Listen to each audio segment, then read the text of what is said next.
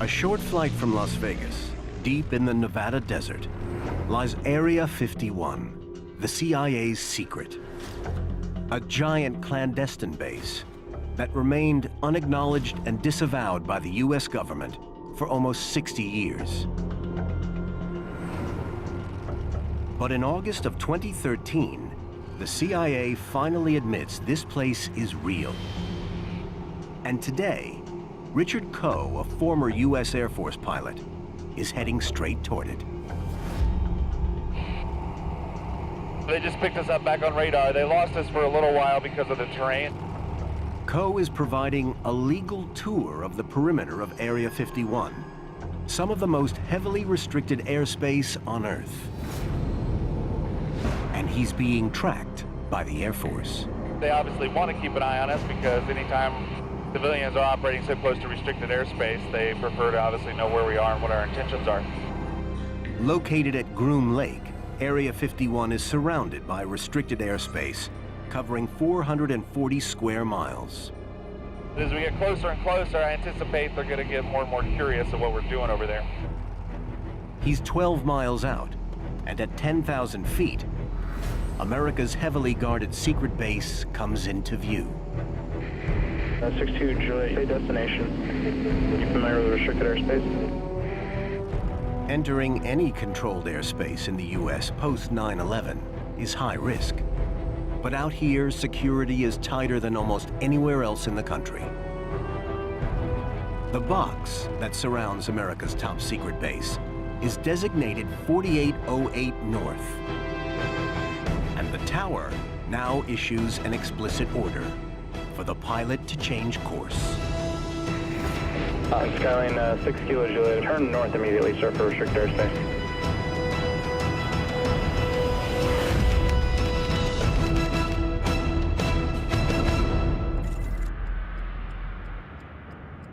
But it's not just the airspace around Area 51 that's heavily guarded. Aerospace historian Peter Merlin has been researching Area 51 for the last 30 years. Not just anyone can get into Area 51. It's surrounded by harsh desert, but also restricted military land. There is no fence. There are just orange posts marking the border, and they're hard to see. Area 51 is obscured from the road by mountains and is protected by a security cordon radiating at least 10 miles from the hidden base. Even on public land, activity here is monitored by the military. Any vehicles driving down the Groom Lake Road are detected by magnetic sensors. Each one sends an electronic signal to the guardhouse, alerting them so that they know where you're coming from and how fast you're making progress down the road. 13 miles past this point is one of these security outposts. So this is the boundary of Area 51. We've got security guards watching us from the hilltop. Warning signs telling us not to go any further. There are orange posts that mark the boundary itself. No fences, no gates, and cameras watching us from the hilltops. We don't want to cross this line. If we do, we'll be arrested. But according to one former Area 51 security guard, trespassers in the past faced a worse outcome. If they demonstrate they were going to try to penetrate, you know, they gave me the all clear to waste them. But what's going on here in the Nevada desert? Why is the US government trying so hard to keep people out? Finally, the truth has emerged in declassified documents just published in August 2013. According to a report released by the CIA, Area 51 was created in 1955 for a single purpose: to test a top-secret aircraft project codenamed Aquatone.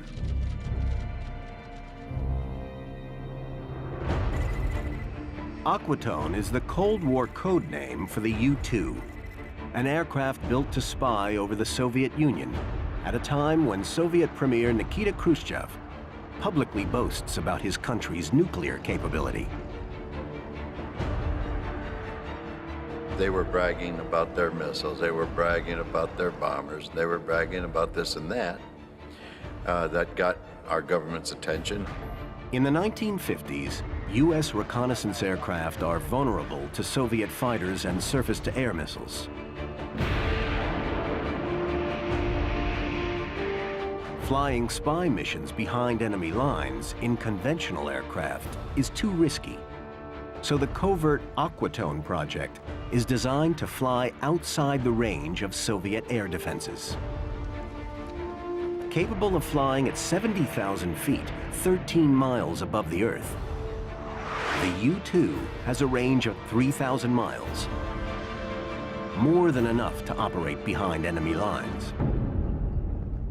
I did not know the name of the aircraft, what it looked like, but I knew one thing about it, it's a high flyer. Tony Bavacqua joins the secret venture in 1957 as a pilot. Well, in this locker is a lifesaver that we wore in the U-2 called a partial pressure suit.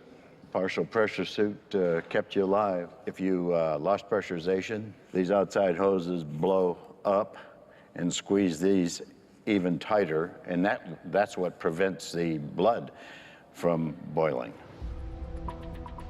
In addition to life support systems, the CIA's spy plane carries 700 pounds of the latest photo imaging equipment.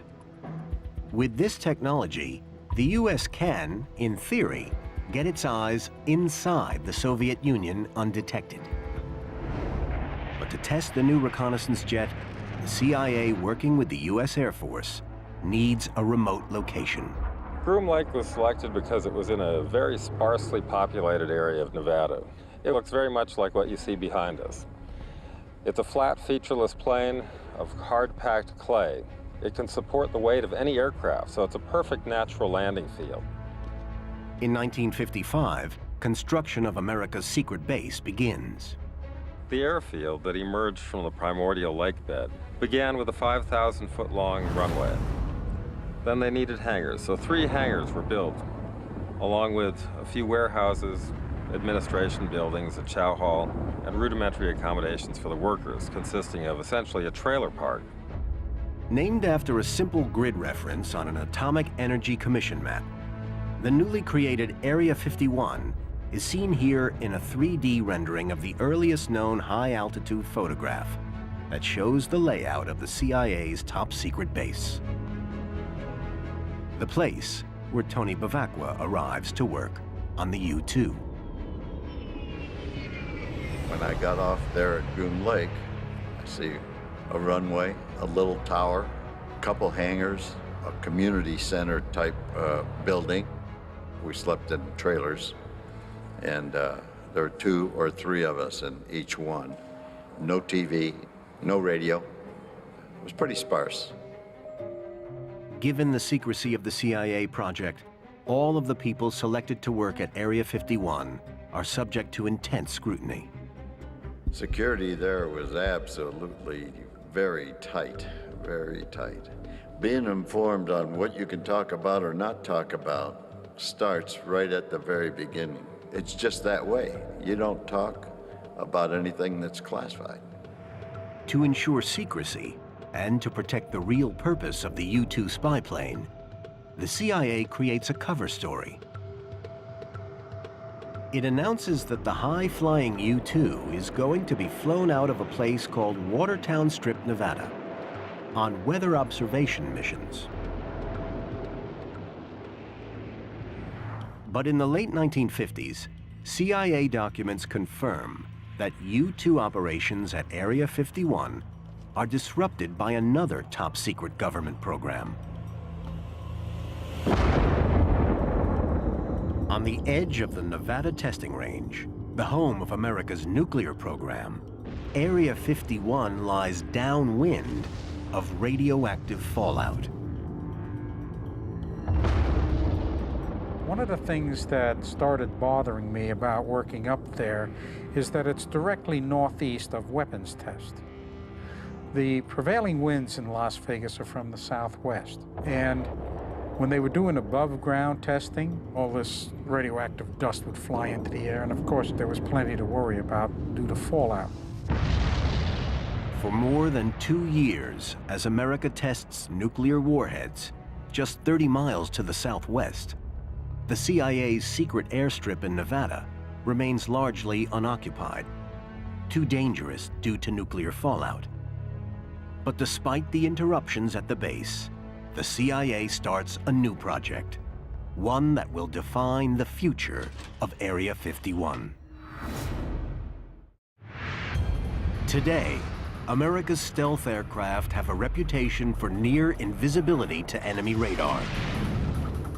But back in the late 50s, the only way to achieve stealth is flying at extreme altitude. King of these birds is the CIA's U-2. But on May 1st, 1960, America's top secret spying mission over the Soviet Union is blown when a USSR surface-to-air missile downs a high-flying U-2, piloted by Francis Gary Powers. We now know that the CIA predicted this might happen. The CIA knew that Soviet surface-to-air missile technology was going to catch up to the point where it could shoot down a high flyer like the U-2. It was no longer enough to have an airplane that could just fly several times the height of a normal airplane. A CIA stealth program, codenamed Project Rainbow, is green-lit to camouflage the U-2. In an effort to make the U-2 less vulnerable to Soviet radar, the test team at Area 51 applied a layer of radar-absorbent material to the fuselage of the U-2 prototype.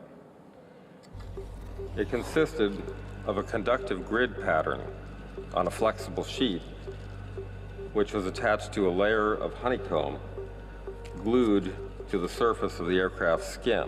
The grid pattern earned the material the nickname wallpaper. But adding wallpaper adds weight to the aircraft and reduces its ability to fly high, making it more vulnerable to Soviet defenses. Because the wallpaper was not a huge success, the CIA began looking into the idea of a successor to the U-2, an airplane that would be able to fly higher and faster and be less visible to radar. Unlike the U-2, the CIA's next aircraft project, codenamed Oxcart, has stealthy capabilities engineered into it from day one.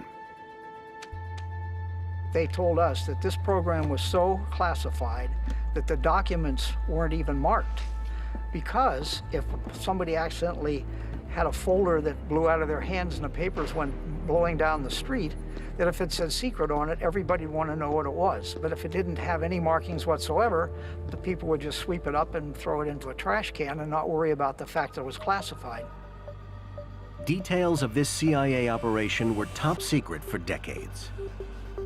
But now, with the recent release of CIA documents, it's okay for men who worked on the so-called Oxcart program to reveal some of their experiences at Area 51. One of them is Thornton T.D. Barnes. It took me 3 months to be cleared for the project. At that particular time, Oxcart was the most important thing the United States was doing. We were developing a stealth plane, something no one else had been able to do. They told us, we do not want you to record it, do not talk about it, it doesn't exist. Secrecy is all important because Project Oxcart's new jet, called the A-12, is equipped with state-of-the-art materials to reduce its visibility to radar. A-12 was the best aircraft ever built, and it was so far ahead of anything else that people had on the boards. Designed to fly at 90,000 feet and at speeds faster than a speeding bullet, the CIA's A-12 spy plane is built to withstand temperatures hundreds of degrees greater than the U-2. Peter Law, a thermodynamic engineer at Lockheed, worked on the high-flying aircraft at the company's legendary Skunk Works factory in Burbank, California. When you're flying the speed of the U-2, everything's too cold. Now, when you fly the speed of the A-12, now it's too hot. The only metal light enough and strong enough to withstand the high temperatures Lockheed's A-12 is exposed to is titanium, in short supply in the United States. Ironically, back then, the Soviet Union is the only reliable place to source the titanium they need. So the CIA creates a series of dummy companies to buy the material directly from its Cold War enemy. Russia supplied the titanium that made the A-12s. Of course, they didn't know that. That was another amazing thing for us as engineers. Wow, we're making something out of their material to go take pictures over their country. And they probably wouldn't have been too eager to sell us that titanium if they knew where it was going. Lockheed engineers designed the A-12 to be difficult to spot on radar. But to test it out, they need to evaluate its radar cross-section. Radar cross-section is the key to stealth. An airplane presents a certain signature to the radar depending on how reflective it is. You can have a small aircraft that's extremely reflective and looks large on radar, or a large aircraft that's not particularly reflective that looks relatively small on radar. The key to stealth is making the radar signature as small as possible. At Area 51, the radar signature of an aircraft is evaluated on a pylon, affectionately called the pole, a covert facility situated at the northeast end of the Area 51 complex. On the top of this 60-foot structure, a full-scale model of the A-12 is subjected to 18 months of testing. We had all these radar, every radar known to man at the time, looking at the object we had on the pole, and we could record the returns, the pattern or the signature. We'd get the reflections off of that object, and we could rotate it, we could tilt it, and that's what we were doing to develop stealth. Even for those cleared to work on the A-12 project, access to the radar facilities at Area 51 is strictly on a need-to-know basis. People were not allowed in my building because we were doing things there that they had no need to know. I didn't have the level of clearance that the people needed to be able to deal with signatures. That was the highest level of security. And they didn't ask me about the thermal part of it, even though they needed to know an answer. I didn't have a need to know that they existed. That's how compartmented things were. It was a culture, and we thought nothing of it. You just didn't ask. To support the CIA's top-secret Oxcart project, the development of its A-12 spy plane, Area 51 needs some major changes. The CIA decided to invest a great deal of money to build up the base. That included adding a brand new runway, 8,500 feet long, made of concrete, with a 6,000-foot extension onto the lake bed. In addition, 3 new hangars are built on the north side of the base. These are designated Hangar 4, 5, and 6. The A-12, Project Oxcart, turned Area 51, which was essentially a temporary facility, into a permanent one. By February 1962, Area 51 is now equipped to deal with a working prototype of the A-12. But first, the secret plane has to get there. The aircraft can't fly until it's been tested at Area 51. So Lockheed and the CIA have to figure out how to move it over 300 miles from the factory in Burbank, California, to Area 51 in Nevada. And they have to keep it a secret. They put it in what they call a box, 105 feet long and 35 feet wide, and they had the aircraft inside of it. Area 51 security guard Tom Stanks joins the convoy of California Highway Patrol and CIA operatives who accompany the aircraft. As these remarkable photographs show, widening the road, cutting down trees, and removing signposts so the enormous truck can pass. We always parked in an area that was remote on the sides of the roads. The times that we stopped overnight is when the questions would be asked. I know one time we had 2 children on the bikes, and they said, "What do you got in that thing?" I said, "Flying saucer." They said, "Yeah." I said, "Yeah, that's right, flying saucer." And "I don't believe you." I said, "Well, maybe it's not." In total, 18 convoys are needed to deliver the CIA's A-12s to the test site. Tom Stanks is no longer cleared for access to Area 51. So today, this is as far as he can take us. Well, here we are.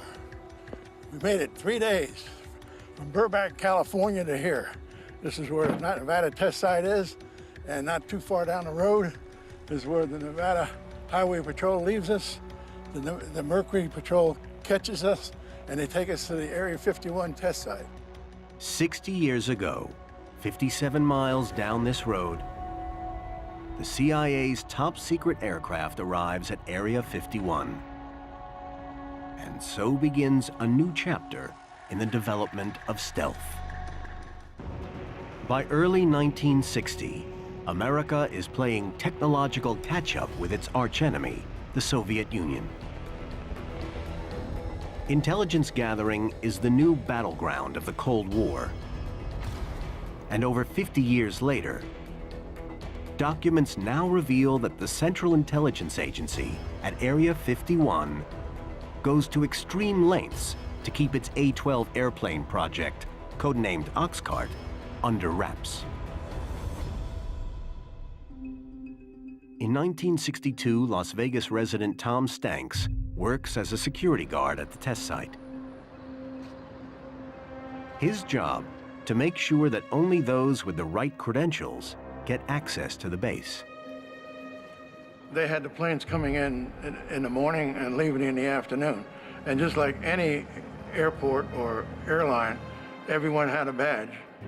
They took the badge away from you, so it couldn't be tampered with. And when you came back the next day, they would match the badge to your face.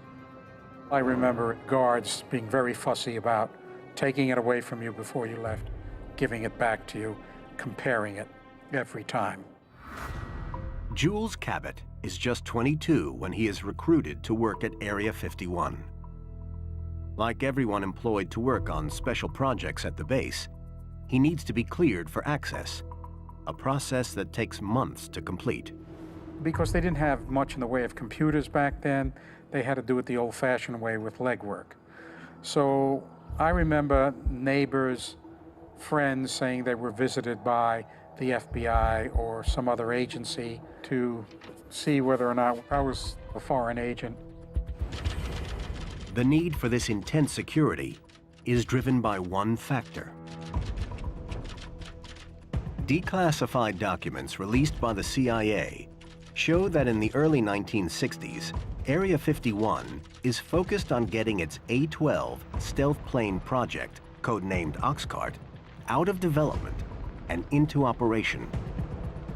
A project so sensitive that even the aircraft have code names. We didn't call the planes planes.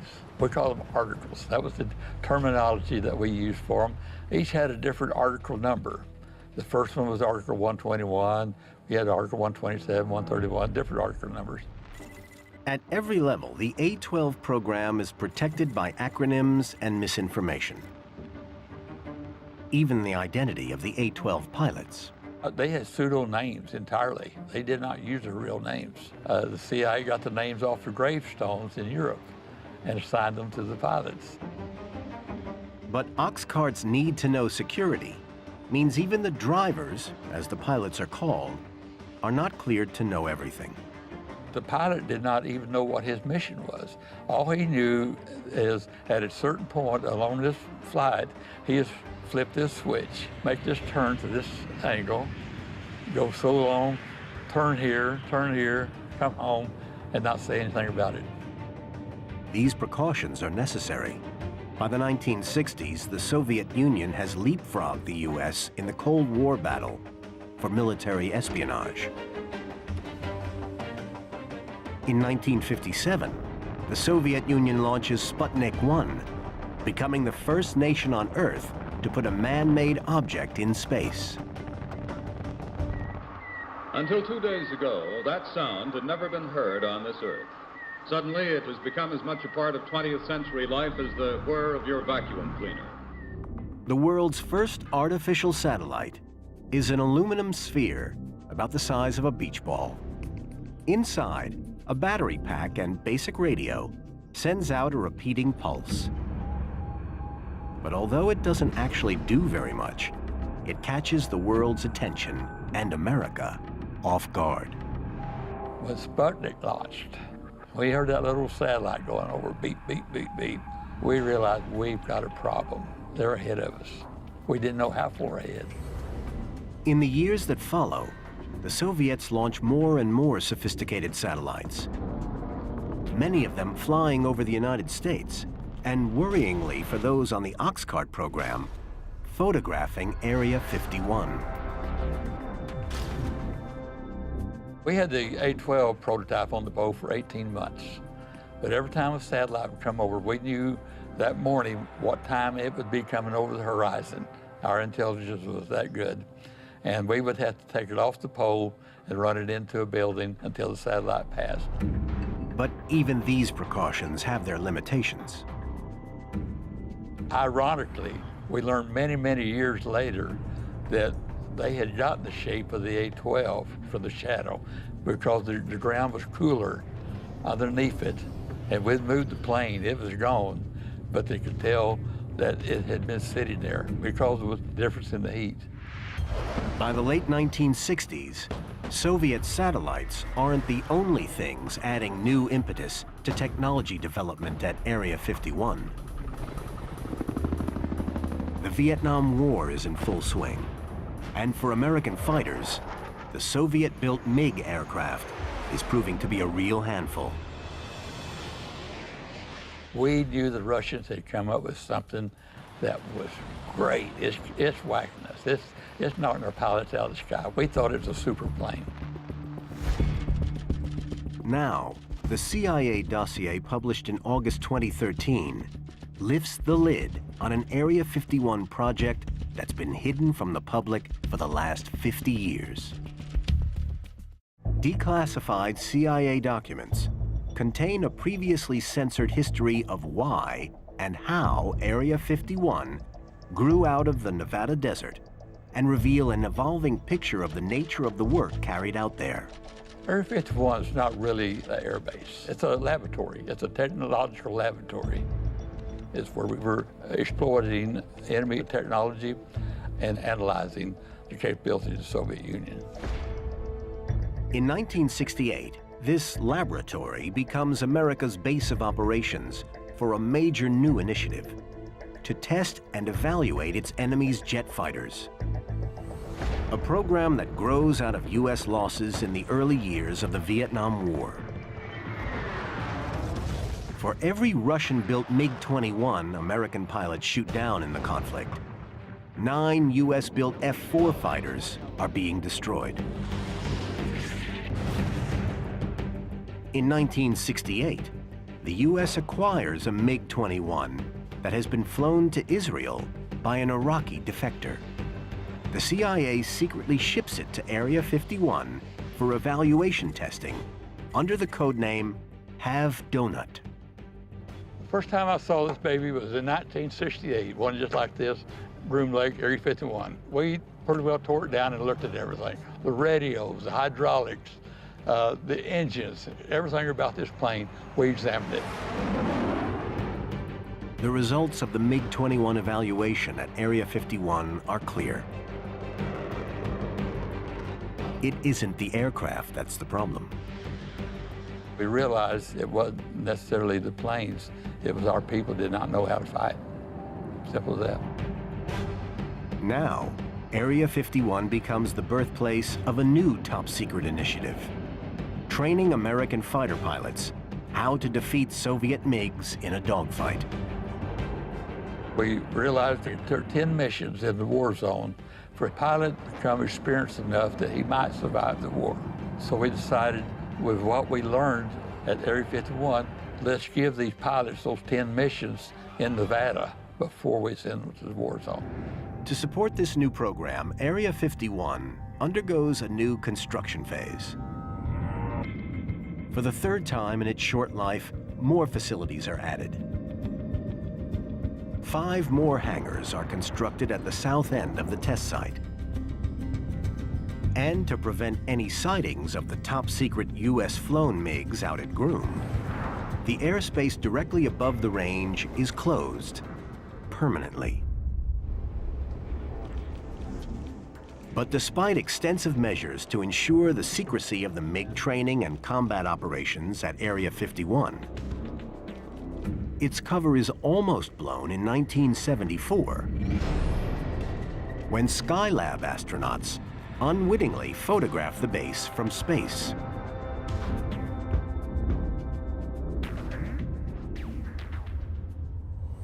The Skylab incident marks a watershed moment in the life of Area 51.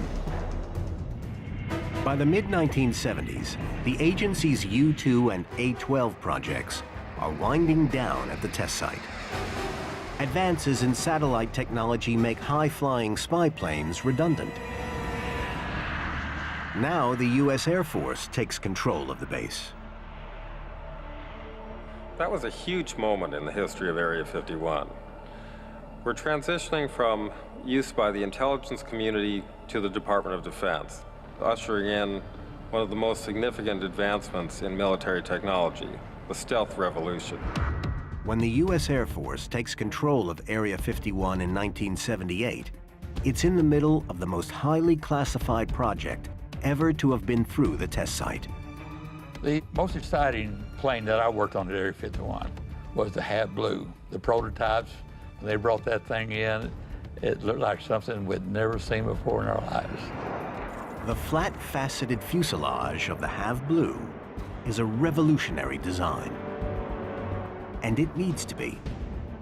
The experimental jet is designed with one goal in mind: stealth. Unlike the A-12, which can be seen on radar, but compensates by flying in the stratosphere at supersonic speeds, the HAV Blue, a subsonic jet, is designed to be virtually invisible to radar. When it took its radar tests, the people that were inside that weren't cleared were looking at the radar and said, well, your model must have fallen off that pole out there because there's nothing up there anymore. Not bad for an aircraft 38 feet long and with a wingspan of 22. This success sees the U.S. Air Force green-light production of an operational aircraft, designated the F-117. But creating the world's first aircraft virtually invisible to radar has an impact on those who work at Area 51. Some employees claim the disposal of anti-radar coatings used on the jet harms their health, an allegation that forces the President of the United States to take action. Area 51. Since its creation in 1955, the exotic nature of the CIA aircraft tested here break aviation records, flying higher and faster than any aircraft before. During the Cold War, these clandestine jets, flying from the secretive base, fuel a raft of UFO sightings, firing the imagination of Americans already steeped in 50s UFO culture. The recent sightings are in no way connected with any secret development by any agency of the United States. But denials that Area 51 is at the heart of a UFO conspiracy fuels speculation. And in the 1980s, it reaches fever pitch with the extraordinary claims of this man. Hi, I'm Bob Lazar. During late 1988 and early 89, I worked on the propulsion systems of extraterrestrial vehicles for the United States government. Lazar's claims about Area 51 makes the base one of the most talked about locations in the world. But the unwanted attention can't come at a worse time for the U.S. Air Force. Area 51 is right at the heart of its most highly classified project yet: stealth. The level of secrecy surrounding stealth is considered to be comparable to or exceeding that of the Manhattan Project, development of the atomic bomb. Stealth was absolutely vital to the future of military technology. The creation of what becomes the F-117 stealth bomber takes Area 51 into a new era of stealth technology. In particular, the development of radar-absorbing materials, or RAM. The concept of RAM is not classified, but its composition was one of the hottest secrets at all of the era. To this day, the Defense Department considers RAM to be top secret. Radar-absorbing material, as the name suggests, is a class of materials used to disguise a vehicle or structure from radar. Experts surmise that the F-117's RAM is made up of sheets about the thickness of linoleum and a paint containing tiny spheres coated with iron ferrite, which vibrate when hit by radar waves. The exact makeup of this radar-absorbent material is still top secret, but according to this man, RAM is the reason he's dying.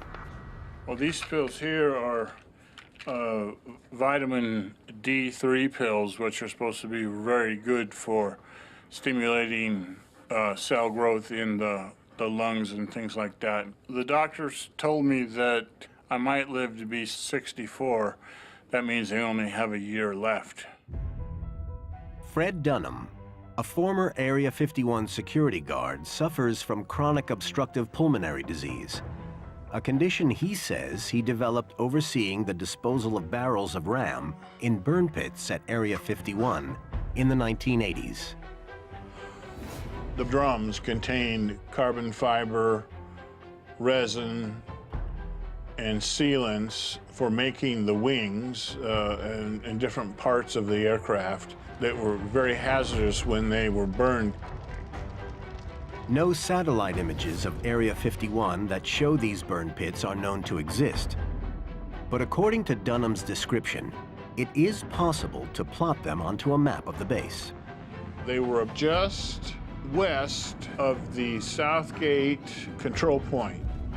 There was at least 6, maybe 7 burn pits that were right within 300 yards of the base population. According to Dunham, each burn lasts 24 hours and happens twice a week for a 3-year period through the mid-80s, exposing him to clouds of toxic fumes. It was like someone had burned a bunch of rubber tires. The soot that was in the air was unbelievable. Dunham believes his breathing problems come from the soot and the fumes.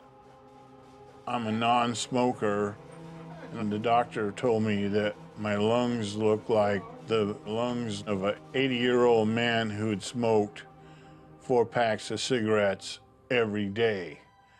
In the 90s, the former security guard, along with others, brings a case against the state for medical compensation. But the case is rejected when President Clinton signs a determination which excludes Groom Lake from any investigation on the grounds of national security. For nearly 60 years, the true story of Area 51 was hidden from the public. But the release of CIA documents in 2013 helps change that. These documents from various government agencies, finally declassified, confirm the existence of Area 51 as an official entity, and we can at last begin to unravel its secrets. Those documents, along with satellite imagery, are now helping to map how top-secret programs at Area 51 have changed the base, a place we now know continuously evolves in line with national priorities, and with each program that comes along. If you look at the aerial and satellite photographs taken over the years, you can see the changes. new runways, new hangars, more infrastructure. It's constantly growing and changing and building. This is not a static facility. It's extremely dynamic. As Area 51 has changed, so too has its role. Area 51 is not really in the common sense of air base. Area 51 is the proving ground. That's where we can say it works or it doesn't work. You know, a lot of the missions will not touch down there. They will just fly over the base, and we can evaluate what they have come up with. It's a proof of concept facility. It's where we prove this will work or this will not work. Created in the 50s to test the U-2, the CIA's secret base has given the U.S. the edge over its enemies for more than half a century. Area 51 is the place where we have developed all of our stealth technologies, from the early advances of the A-12 through the modern era. Every U.S. stealth aircraft has been tested at Area 51 in one way or another. These programs include the B-2, Advanced Cruise Missile Systems, the Air Force's latest operational strike aircraft, the Raptor, and drones now commonplace in combat zones across the world. The Raptor, unlike the F-117, is still an operational aircraft. But it, like all of the U.S. Air Force stealth programs carried out at Groom Lake in the 1980s and 1990s, remains highly classified. Today we know about the programs like the U-2, Oxcart, the Stealth Fighter, and other demonstrators that have come since then, Tacit Blue, the Bird of Prey. But there are so many other projects, both manned and unmanned, that we may not hear about for decades. Area 51 is light years ahead. There's no one even coming close to the technology we have developed out there. And it will continue, but that's the only way that we can remain free, safe, and be superior, is Area 51. It's clear that the CIA story of Area 51 has played a key role in keeping America safe from its enemies. Beginning with the U-2 and A-12 projects, America's secret base saved lives in Vietnam. The Have-Do-Nut program completely turned around the kill ratio in Vietnam. From 9 to 1 against us, we'd lost over 8,000 helicopters alone, knocked down by the MiGs. And we completely turned that around to the point today we hadn't lost a plane to air-to-air combat in several wars, not years, but wars. And it's a trend that continues with the F-117, an aircraft that fought successfully in not one, but 2 wars in Iraq, with no losses. When you start off with an experimental program, you have to cross your fingers that everybody knows what they're doing and that it's going to work out right. And of course, we were amazed that it could do so well with bullets flying through the air and missiles and everything coming up. And we were all wondering, oh my God, how can anything survive all that stuff in the air? Now, nearly 60 years after its creation, Area 51 is still at the forefront of military technology development. We may not know what projects are being developed there, but for those who have played a part in its story, the need for these secret projects is still as great as ever. I'm sure that there's something else going on out there. I'm glad that we're doing it, and I don't have a need to know about it, but I'm glad somebody's going to the next step. We did our best. Now somebody else has the project that's going to be doing something in the future, and I'm glad this country is doing things that we don't know about, just like we were doing things that they didn't know about.